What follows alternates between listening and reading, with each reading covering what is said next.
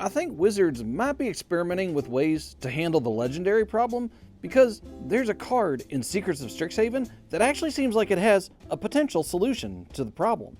We've had legendary creatures for forever, but with more of them getting printed at common and uncommon, they start to become a problem for formats like Draft and Sealed. People really noticed this with Spider-Man and TMNT, where you often had to worry about how many legendary commons of the same name you could run in a deck.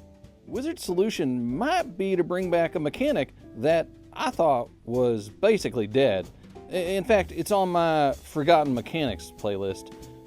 So let's take a look at Page, Loose Leaf. Page is a legendary 2-mana 0/2 construct that taps to add a colorless. But it also has Grandeur. Discard another card named Page Loose Leaf. Reveal cards from the top of your library until you reveal an instant or sorcery card. Put that card into your hand and the rest on the bottom of your library in a random order.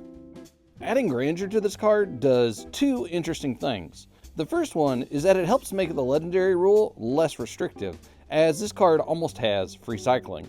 But the second thing it does, which I think is more interesting, is that it makes this card potentially more valuable in the late game when you wouldn't care to cast a 2-mana 0/2.